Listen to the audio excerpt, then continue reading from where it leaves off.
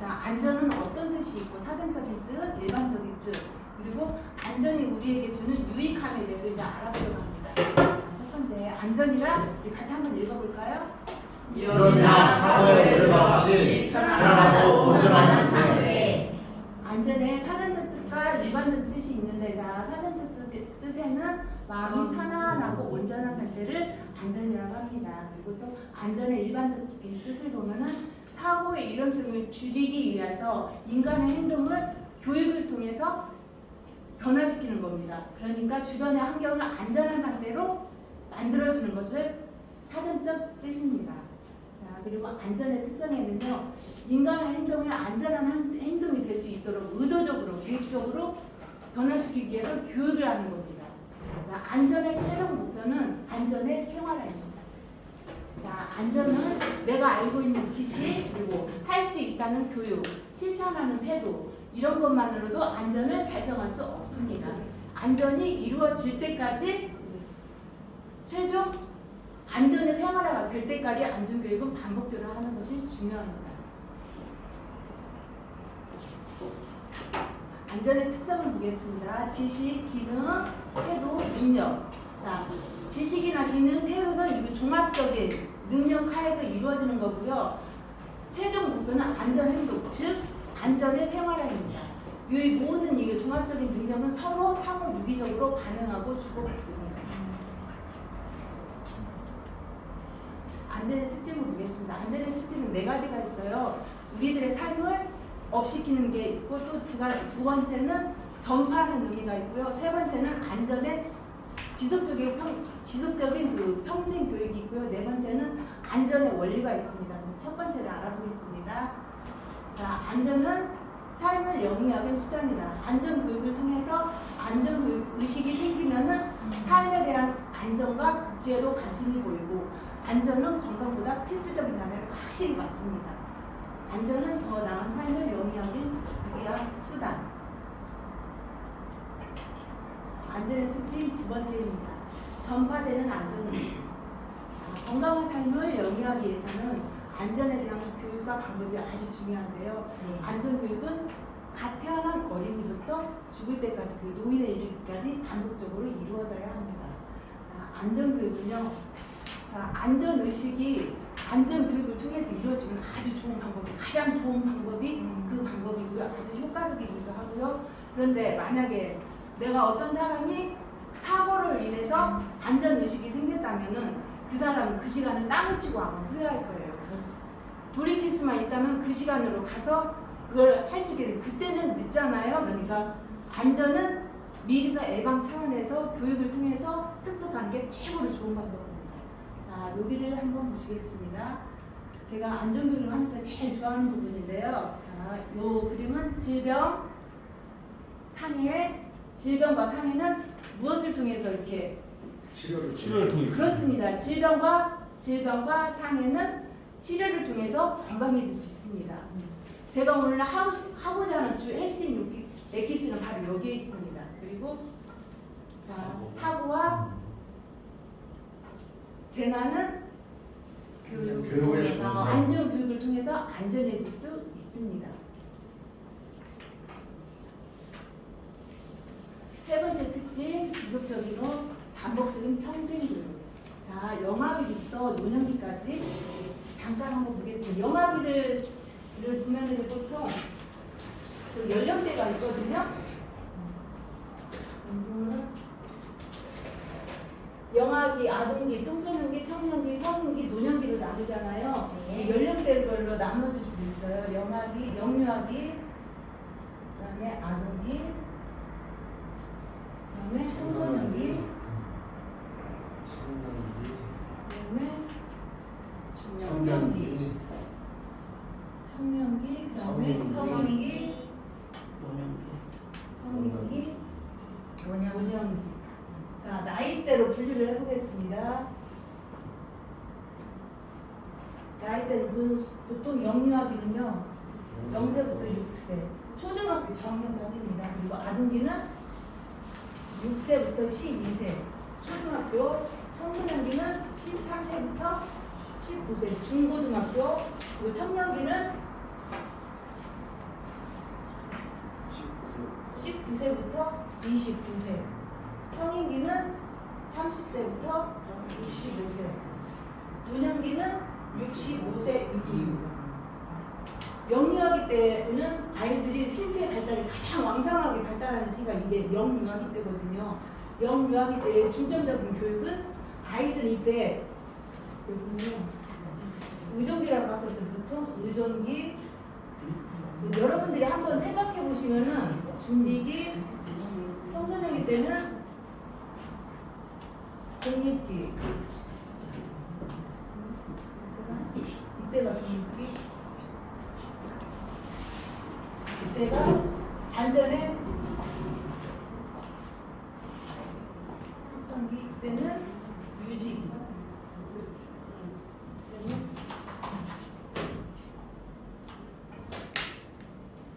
준비기, 성수기. 이렇게 나눌 수 있거든요. 크게. 태어나서 죽을 때까지 영유아기, 아동기, 청소년기, 청년기, 성인기, 노년기예요. 영유아기 때는 양육자나 보호자에 의해서 절대적으로 이 아이들은 이 안전을 습득합니다. 배운 대로. 요때 주된 교육은요, 보통 안전에 대한 그 경험이 없기 때문에 모든 게 미숙하지만 실종 유괴 같은 거, 미아 방지 그런 교육을 중점적으로 하고요. 아동기 때 가면 이제 여기서 영유아기 때 배운 것을 준비하는 시기라고 이제 생각하시면 되고, 성숙기 이때 가면은 아이들이 몸만의 교육을 많이 하잖아요. 청소년기 때. 그리고 청년기 때는 이제 사회생활도 하고 독립적인 시기가 되면서 안전에 대해서 이제 스스로도 조금씩 이제 헤쳐나갈 수 있는 시기고, 학생기가 되면 이제 그동안의 이런 시기들을 이제 경험하면서 안전히 이제 뭐라고 해야 되나 그거를 성찰된다고 해야 되나요? 성찰 시기라고 하면 되고요. 그때는 이제 노년기 때는 뭐 새로운 것을 배우기보다는 그동안에 배웠던 것을 유지하는 시기라고 생각하시면 됩니다.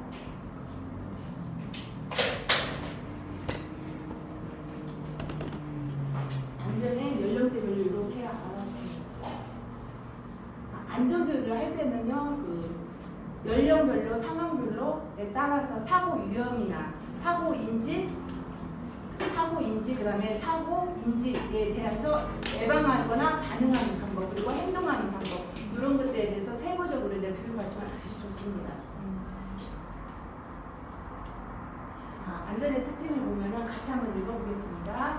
일회성의 원리, 지역적 특수성의 원리, 인성교육의 원리, 실천의 원리. 일회성의 원리는 한 번의 교육으로도 우리는 가끔씩 우리는 뉴스를 보면서 정말 헉이라는 말을 알 수가 있는데요. 언젠가 뉴스에서 그 아파트에 불이 났었거든요. 근데 그 불이 났었는데 불이 났었을 때 최초 목격자가 초등학교 아이였어요. 근데 그 불난 사실을 알고 그 아이가 4학년인가 3학년이었어요. 근데 불이야라고 크게 알고 내려오면서 진짜 그 비상벨이 다 눌려가지고 그 아파트에 있는 사람들을 다 살린 사례가 있었어요. 그래서 이제 기자가 나왔었거든요. 방송국 기자가 나와서 아니 나이도 어린데 어떻게 이렇게 크냐 그 화재가 크게 확산될 수도 있었는데 어떻게 이렇게 대처할 수 있었느냐고 물어보니까 그 친구가 그랬어요. 어려서부터 어린이집에서 안전교육을 배웠었다. 화재 발생 시에는 저는 배운 대로 그대로 했었을 뿐이다. 근데 즉각적으로 이렇게 반응을 한 거예요. 그러니까 이제 어린이집에서는 매월 대피 훈련 같은 거는 매월 한 달에 한 번 하는 거거든요. 근데 눈이 오나 비가 오나 그러니까 안전교육은 그냥 머리로만 아는 거는 그거는 50점짜리예요.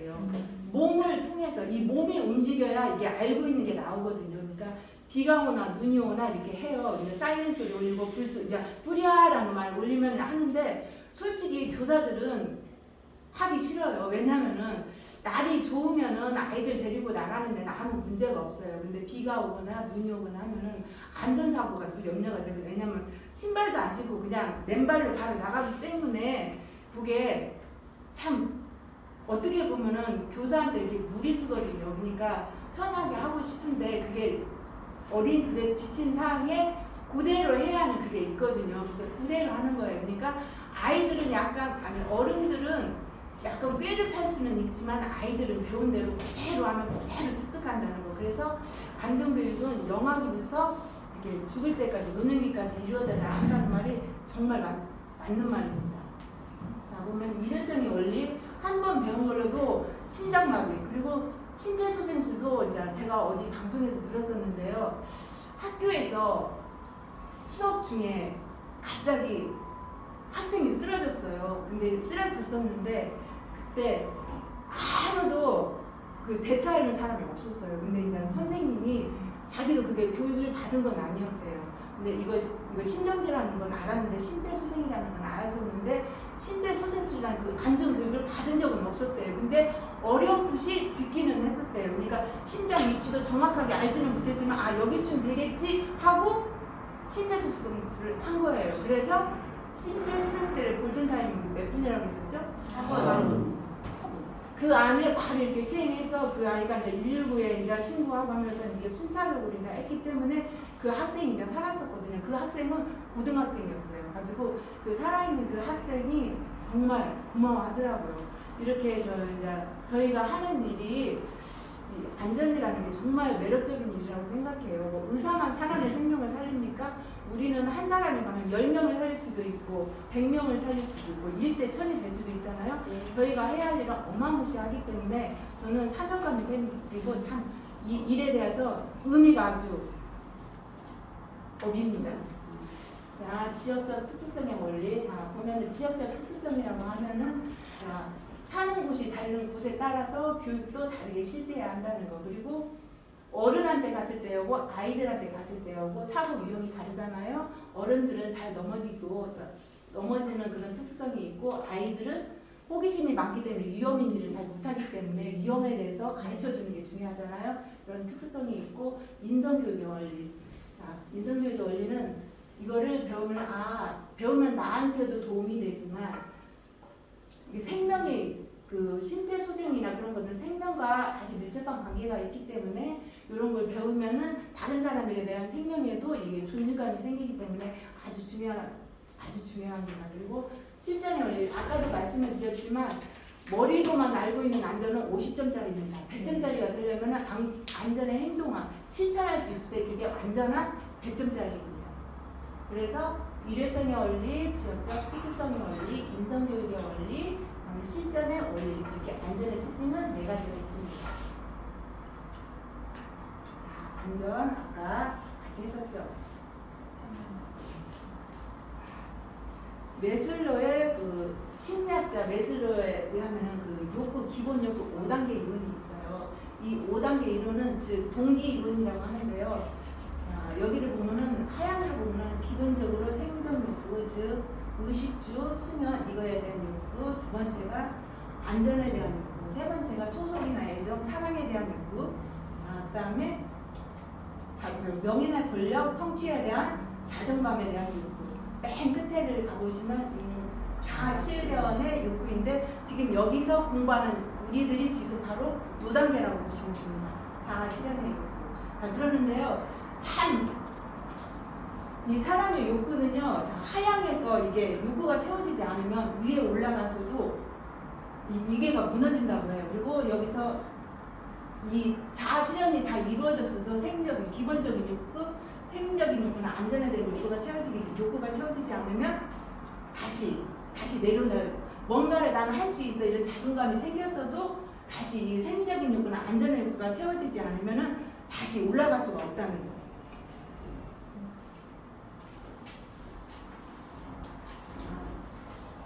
제가 준비한 거는 여기까지인데 제가 이제 안전을 이제 배우고 나서는 아까 윤정명 강사님도 말씀드렸잖아요.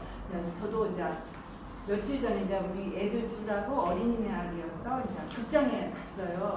근데 극장에 갔었는데 극장에 이제 본 영화가 시작하기 전에 이렇게 광고가 나오잖아요. 그러면 예전에 저였었다면은 저는 그러니까 제가 생각해보면 안전불감증, 안전둔감증, 안전민감증이 있었는데 저는 아마 안전둔감증이었던 것 같아요. 조금 잘 모르니까 그냥 그랬었던 것 같은데 영화를 보러 갔었는데요. 이제 에스컬레이터를 탔을 때도 우리 애들 항상 진짜 제가 그전 같았으면 앞에 갔었을 거예요. 근데 이제 배우고 나니까 우리 애들의 이제 행동을 이제 제가 안전망을 통해서 이제 바라보게 되는 거예요. 이제 올라갈 때 어떻게 올라가는지, 옷이 이렇게 어디에 끼지 않는지, 이렇게 막 뒤에서 이렇게 몸을 움직이지 않는 거, 않는지 그런 거 이제 보면서 이제 아이들한테 제가 이제 계속 말해줬거든요. 에스컬레이터 탈 때는 항상 위험하니까 몸 움직이지 말고 손또 끈 달린 거나 또 이제 끈 달린 가방이나 이런 옷 같은 게 끈이 긴 거는 또 이제 제가 그걸 위험하니까 이제 안 했으면 좋겠다는 거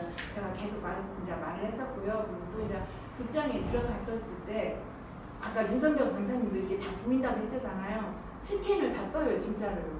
아, 비상구가 어디에 있지? 몇 개 있지? 이렇게 딱 보이고요. 그리고 유도등은 어디에 있지? 이걸 한번 그냥 딱 이렇게 그냥 간절히 무의식적으로 안전 의식이 생기는 거예요. 그래서 참 고맙더라고요. 그래서 저희 애들한테는 이제 말을 했거든요. 근데 엄마 지금까지 영화관 몇 번을 다녔어도 아무 사고도 없었다고 그러니까 걱정하지 말고 영화를 보라고 하더라고요. 그래서 제가 사고는 한 번이다. 사고 났던 사람들 그 사람들 얘기 들으면 지금까지 그런 사고가 한 번도 없었는데 그 한 번으로 인해서 다치고 아프고 그러잖아요. 그러니까 그러기 위해서는 우리가 먼저 알고 있는 사람이 먼저 이렇게 가르쳐 주는 거라고. 그러니까 너도 엄마가 없을 때 너도 이렇게 한 번씩 비상구는 어디에 있고 문은 어디에 있고 유사시 내가 어떻게 나가야 되는지 그런 거. 그리고 이제 항상 손수건 같은 거 가지고 다니신다고 했잖아요. 근데 저도 그러거든요.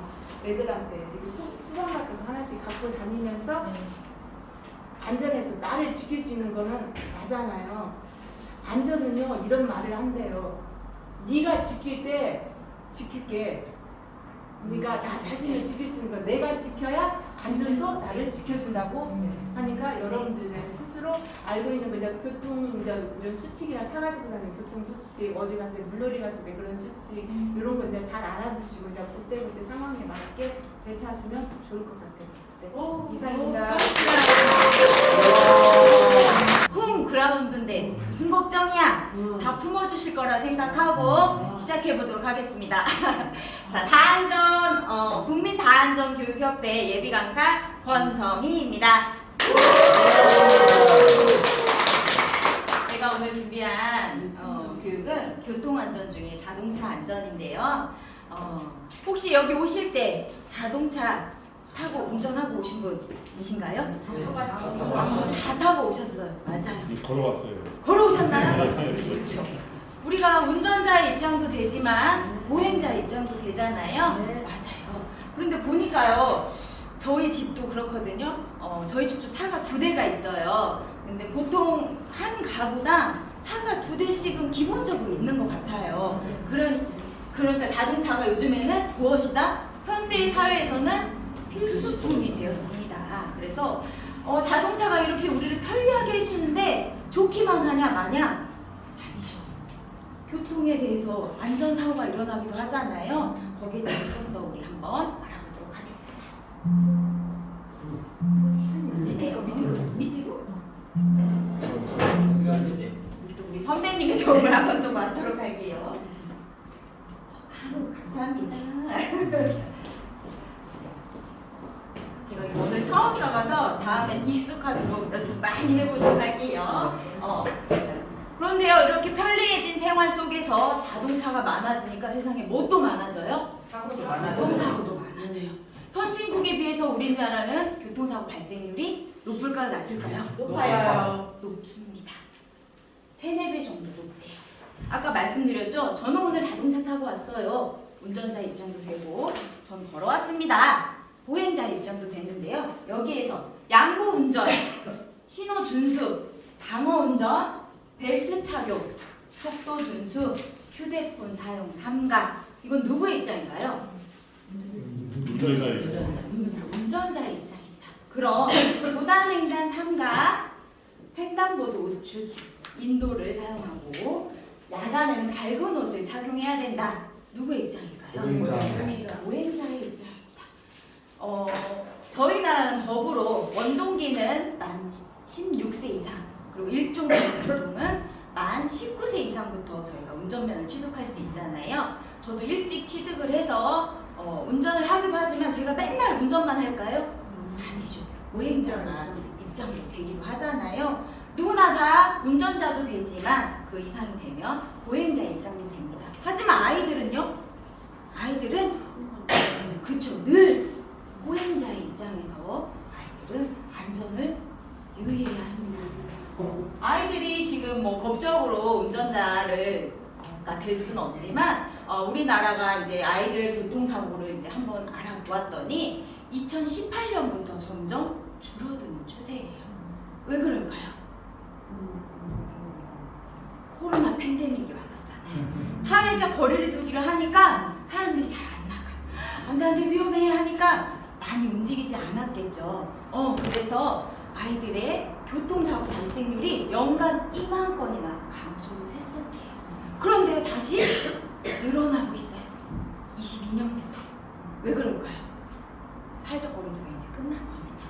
가야죠. 나가서 운전도 하면서 내가 걷기도 하지만 오는 차들도 있고 운전도 하는 사람도 있겠죠. 그래서 아이들의 사고가 여자보다는 남자아이가 그리고 저학년보다 고학년이 더 많이 발생을 한대요. 그래서 아이들한테는 무엇이 제일 중요하냐?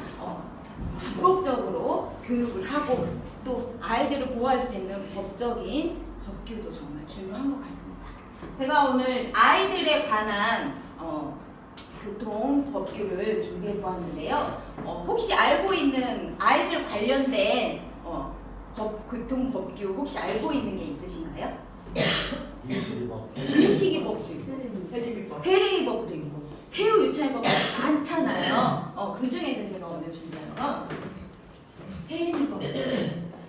세리미법은 2013년 3월 김세린 양이 3살인 친구인데요. 어린이집, 자기가 다니던 어린이집 차량에 목숨을 잃은 사건이에요. 그런 아이들이 다치지 않게, 목숨을 잃지 않게 재발 방지 목적으로 만든 법이 세리미법인데요. 2015년 1월 29일에 시행돼서 지금까지 이어져 오고 있습니다. 세리법을 크게 저는 4가지로 구분해 보았는데요. 어린이 통학버스 신고 의무화, 안전벨트 착용 의무화, 보호자 동승 의무화, 안전교육 강화. 그럼 여기에서 어린이 통학버스 신고, 그전에는 어떻게 했는데? 시행 이전에는 어린이 통학버스를 신고를 하면 어린이 통학버스라고 이야기했지만 신고를 하지 않은 차들도 있었어요. 그러면 어린이 통학용 자가용이라고 불렀어요. 그런데 차가 우리가 지나가면 어린이 통학용 자가용인지 어린이 통학버스인지 알 수 있을까요? 아니 증서를 보여줘! 라고 하지 않으면 저희가 알 수는 없잖아요. 그전엔 의무였다 아니었다? 의무가 아니었다. 그리고 신고를 해야 안 해야지에 따라서 자동차의 이름도 용어도 달랐잖아요. 이제는 신고가 의무화돼서 어린이 통학버스라는 용어로 한 가지 용어로 일원화되었습니다. 그리고 안전벨트를 누가 착용해야 될까요? 운전자만? 전체가 착용이 의무화되었어요. 그리고 안전확인 의무 신설이 되었는데요. 아이들이 다 잘 탔는지, 아이들이 다 잘 내렸는지 끝까지 처음부터 끝까지 확인해야 된다라는 법이 생겼고요. 운전할 때는 운전자만 있어도 내려라고 하는 부분도 있었는데 아이들 막 좀 초등학교 같은 아이들 같은 경우에 내려 하고 문 열어주고 그냥 자기네가 내리고 이런 적도 많은데 문에 끼고 막 이런 사고, 작은 사고들도 많잖아요. 이제는 운전자만 타면 안 된대요. 아이들을 보호할 수 있는 동승자도 같이 타야 된다는 법이 의무화된 거예요. 그리고 이젠 이 차량을 운행을 하려면 운영자도 운전하는 사람도 안전교육을 필수적으로 받아야 한다고 합니다. 그렇지 않으면 어떻게 될까요? 법으로 정해져 있기 때문에 과태료가 부과가 됩니다. 아까 말씀드렸던 신고 해야 된다고 했죠. 의무적으로 신고를 하지 않으면 과태료가 어떻게 나올까요? 30만 원이 부과됩니다. 그리고 안전벨트 착용하지 않으면 6만 원이 부과가 돼요. 그리고 동승하지 않으면 얼마일까요? 13만 원입니다. 교육을 안 받으면. 네, 그리고 교육을 받지 않으면 8만. 자, 이렇게 법으로 정해져 있어서 잘 지켜져 지금 왔을까요? 안 지켜져 왔나요? 어린이 교통사고는 계속 일어나고 있어요. 왜 그럴까요? 법을 이렇게 강하게 규제하고 지키라고까지 하는데 왜 안 이루어질까요? 안 지키면 잘 안 지키는 거야. 맞아요. 의식이 변하지 않아서. 누가 의식이 변하지 않았나요? 너희들이가 아니고 누가요? 우리들이 한 명 한 분들의 의식이 변하지 않으면 법은 점점 더 강력해지고 복잡해지잖아요. 그런 것들을 또 과태료도 점점 더 많아지고 돈은 부과해야 되니까 일시적으로는 지킬 수 있을 것 같은데 이게 꾸준히 선진국보다 더 나은 편하게 사는 우리 대한민국이 되려면 우리의 의식이 무엇을 통해서? 안전교육을 통해서 바뀌어야 된다고. 그러면 어린이가 타고 다니는 어린이 통학버스는 어떻게 생겼는지 우리 한번 알아보도록 할게요. 차를 이렇게 도로나 이런 데 밖에 보면은 어린이 차량 하면 딱 하고 눈에 띄는데 혹시 어린이 차량 돼서 노란색 맞아요. 쨍 하고 보이는 노란색 차량으로 보이잖아요. 이제는 그거를 황색으로 전체를 도색을 해야 된대요. 이제 누가 봐도 저건 어린이 차라고 우리 다 알게 되시잖아요. 그리고 어린이 차량은 뭘 부착해야 된다고 할까요? 어린이 보호라는 문구를 앞에 유리, 뒤에 유리에 꼭 부착해야 됩니다. 그리고 안전벨트는 누가 착용한다고요? 전자석 전체 다 해야 되는데 우리는 체구가 크기도 하고 작기도 키가 크기도 하고 하는데 아이들은요 저희보다 작아요. 그래서 자기 신체 아이들 신체에 맞게 안전벨트를 착용해야 합니다. 그리고 아이들이 내릴 때 문이 열리면서 뭐가 띡 하고 펼쳐지는데 아시나요? 보셨나요? 발판도 물론 있는데 정지 표시 장치가 딱 하고 빨간색이 세워져요. 이건 왜 있는 걸까요? 어린이가 내리고 있으니까 일시 정지하라고. 맞아요. 주변에 알리는 거예요. 우리 지금 내릴 거예요. 천천히 가주세요. 라고 서행해 주세요. 조심해 주세요. 라고 알려주는 거잖아요. 그리고 2단 발판을 설치해야 합니다. 아이들을 아까 말씀드린 것처럼 작기 때문에 보니까 이제 올라가려고 하다가 떨어지면서 사고 당하게 다치는 아이들도 되게 많아요. 그러니까 발판이 있으면 아이들의 신체에 맞게 한 계단, 두 계단 밟으면서 안전하게 차량을 이용할 수 있겠지요. 그리고 앞뒷면 상단 표시 등이 필요한데요. 무슨 색깔인지 아시나요? 노란색, 빨간색. 상단등의 표시는 적색, 황색, 적색으로 앞에도 있고요, 뒤에도 있어요. 그렇게 해서 깜빡깜빡 거리고요. 그다음에 후방 경보음이라고 아이들이 내릴 때 삐리리 하고 소리 나는 걸 한번 들어보셨을 거예요. 경보음이 울리거나 아니면 후방 카메라가 필수적으로 필요합니다. 왜 그럴까요? 아이들이 눈에 잘 보일까요? 체구가 작아서 잘 보이지 않아요. 아이가 뒤에 있다가 목숨을 잃은 사고도 있었잖아요. 그럴 경우에 우리가 어떻게 대처해야 되는지 천천히 운전자도 한번 조심해야 된다는 각신이 보이는 것 같습니다. 그리고 접이식 좌석 외부 조작으로 가능할 수 있도록 설치해야 되는데 그럼 이 토탈적인 걸 말로는 그림으로 다 한번 볼게요. 어떻게 돼 있냐? 정지 표시 장치 있어야 되고 아까 얘기한 상단의 표시등 적색, 황색, 적색이 앞뒤로 있어야 되고 발판 보이시나요? 아이가 발판 밟고 올라가고 있지요? 네. 그리고 어린이 보호라는 표지판이 앞뒤 유리에 보여야 한다고 합니다. 이렇게 어린이 통학버스를 이용해서 우리가 그러면 안전한 벨트도 매고 확인도 하고 동승자도 있어야 되고 교육도 받아야 되는데 그럼 내릴 때는 어떻게 이용해야 될까요? 통학버스에서 내릴 때는 후방향으로 일사전. 안내를 받고 안내를 받고 내리기도 하는데 뒤에서 차가 오는지 안 오는지 확인을 꼭 해야 돼요. 내리기 전에 여기 이제 내려야 되는데 어떤 적이 있었냐면 갑자기 뒤에서 빵 하고 지나간 거예요. 문짝이 날아갔는데요. 진짜 사람 안 다친 게 정말 다행일 정도로. 근데 그게 제가 옆에 타 있었고 지인이 내리는 상황이었거든요. 그게 어린아이였다고 생각해 보세요. 지금 진짜 소름 끼치잖아요. 아찔해요 정말. 그럴 정도로 나도 조심해서 살펴야 되지만 서행해서 가셔야 되는 것도 다 우리 서로가 노력해야 되는 부분이잖아요. 뒤에서 오는 오토바이, 차량, 자전거 그 무엇이든 꼭 살피고 내려야 하며, 그리고 이제 무대에다가 우리나 옷 같은 거나 아니면 뭐 목도리 같은 거 만약에 하게 되면 또 가방 같은 거 그런 게 혹시 끼게 되면 어떻게 될까요? 어른인 저도 끌려가서 어떻게 될지 모를 것 같아요. 아이들 같은 경우 더군다나 위험하겠죠. 항상 그걸 확인하는 건 우리 어른들이 먼저 더 챙겨야 될 것 같은 생각이 듭니다. 하찮은 버스가 아이들이 내리던지 말던지 그냥 출발하면 될까요? 안 될까요? 안 되겠죠. 꼭 확인해야 합니다.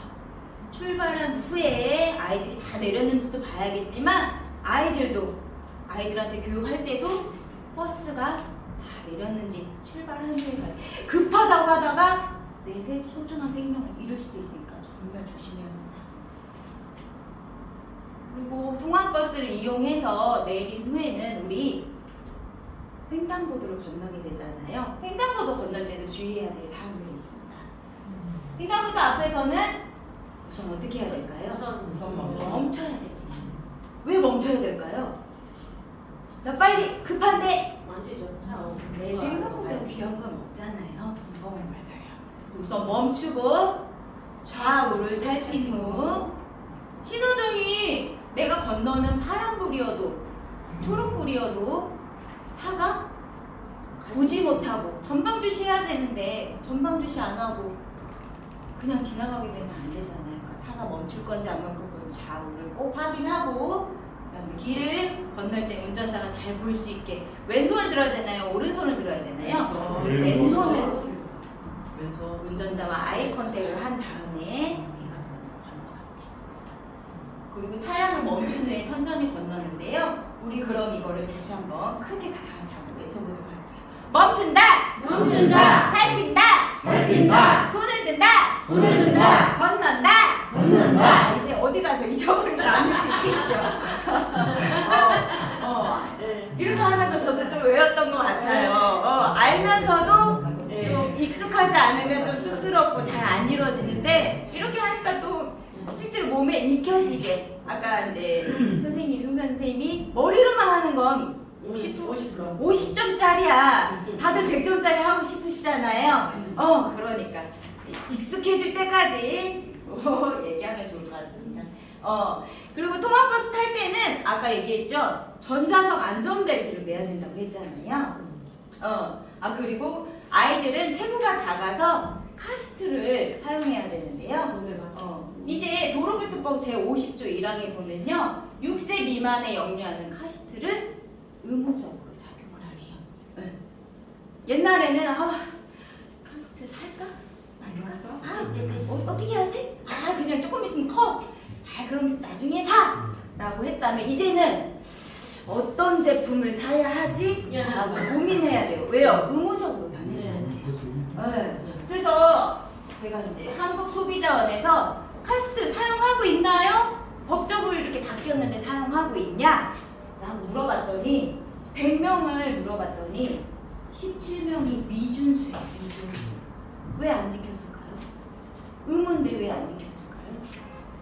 카시트는 자리를 차지하죠. 여러 명 타야 되는데 자리 차지하니까 잠깐 뗐어요. 라고 하기도 했고요. 내가 애기 우유 좀 먹이려고 카시트에서 못 먹이니까 좀 이렇게 했어요. 카시트 장착하지 않았어요.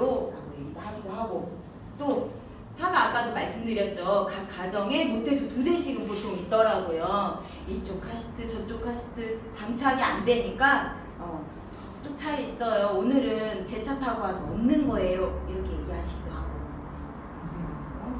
자녀가 불편해하고 싫어하고 울어서 금방 도착해요. 해서 장착하지 않았다고 합니다. 하지만 이 선택을 했다면 사고가 났다면 후회했을까요? 안 했을까요? 그래. 후회가 되겠죠. 조심, 순간의 판단이 되기도 하는데요. 올바른 카시트를 장착하는 방법이 있습니다. 카시트는 어디에다가 장착해야 될까요? 의자에 뒷좌석. 뒷좌석에. 예. 네. 운전사의 뒷좌석. 뒷좌석. 운전하는 사람. 근데 어제 보니까 저 깜짝 놀랐어요. 저도 아이를 키우는 엄마이긴 한데 어떤 애기 엄마가 아기 띠를 메고 이걸 운전하고 가는 거예요. 안 돼요. 위험해. 그래서 저 엄마 도대체 뭐가 저렇게 급해서 저렇게 하고 갈까라는 생각이 들었어요. 저는 정말 제가 이걸 배우기 전에 일이긴 하지만 지금 이거 알았다면 저기요 하고 불렀을 것 같은데 정말 큰일 날 행동을 한 거잖아요. 엄마가 자기 생명보다도 엄마의 마음은 그렇잖아요. 자녀들을 더 소중하게 생각한다면서 어떻게 저렇게 행동하지? 라는 생각이 들어서 너무 깜짝. 또 한 가지는 옆에 조수석에 아이를 앉히고 가는 그런 상황. 사고가 난다면 이건 정말 아이는 어른보다도 몇십 배, 몇백 배, 그렇죠. 더 큰 사고를 일으키게 하니까 꼭 카시트는 뒷좌석에다가 배치를 해야 됩니다. 그리고 흔들리면 될까요? 카시트는 딱 맞게 쫙 조여줘서 아까 우리 물놀이의 조끼처럼 쫙 조여서 움직이지 않게 카시트를 장착해야 되고 여기서 만 1세 미만 뒤보기를 하래요. 왜 뒤보기를 해야 되는지 이따가 설명드릴게요. 그리고 등받이가 충분히 눕혀서 머리 지지대가 안전하게 하는 그런 카시트를 선택해야 되는데요. 영유아 카시트 아까 뒤보기 해야 된다고 했잖아요. 후방 장착은 트렁크를 보고 아이가 트렁크를 보고 장착하는 거고요. 전방 장착은 운전사와 동일한 앞유리를 보고 장착하는 걸 말합니다. 6세 미만의 아까 영유아는 카시트를 의무적으로 해라. 그럼 6세 미만 아이만 카시트를 해야 될까요? 의무사항이긴 하지만 6세 이상의 아이들도 카시트를 하는 게 보다 더 안전하겠죠. 카시트는 보통 종류가 여러 가지가 있는데요.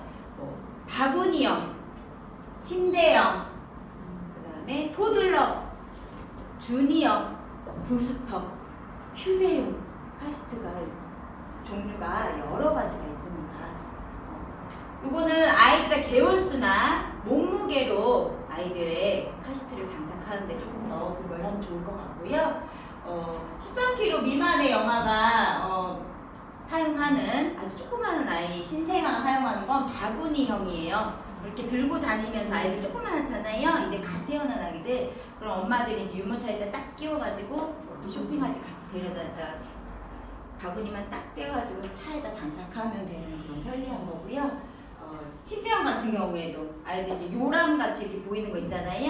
좀 크기가 크긴 한데 그런 형으로 생각하시면 좋을 것 같아요. 이 아이들은 아주 어리기 때문에 어떤 장착을 해야 돼요? 어디를 봐야 돼요? 후방. 뒤에를 봐야 돼요. 뒤에. 네.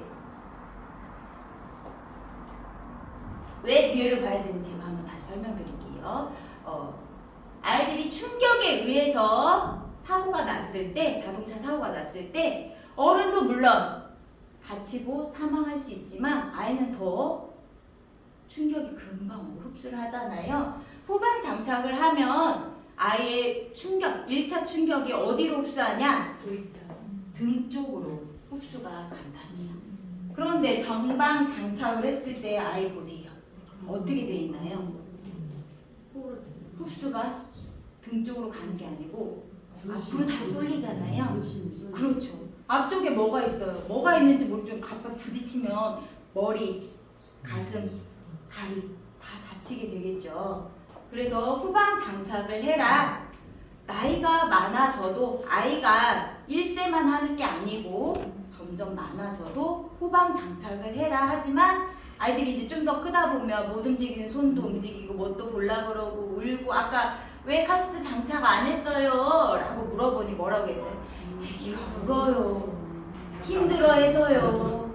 그러니까 금방 도착할 거니까 안 했어요. 라고 얘기했지만 아닙니다. 꼭 하셔야 합니다. 아이들.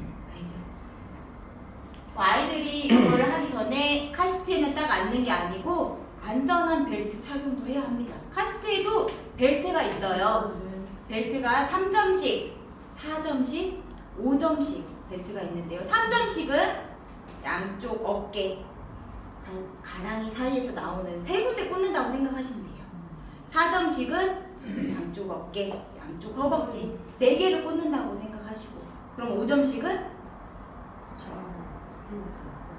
양쪽 어깨, 허리, 양쪽 허리. 그럼 뭐가 제일 안전할까요? 5점씩이요? 5점씩이 제일 안전할까요? 하는 게 좋지.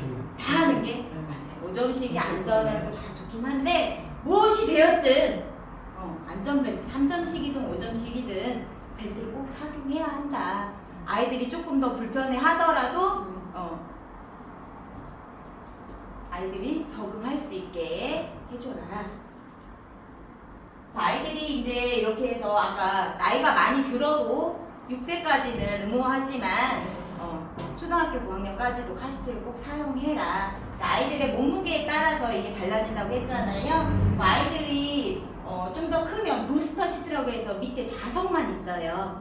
등받이는 없고 그걸 끼워가지고 좀 보니까 저희 아이들 목에 걸리더라고요. 작으니까.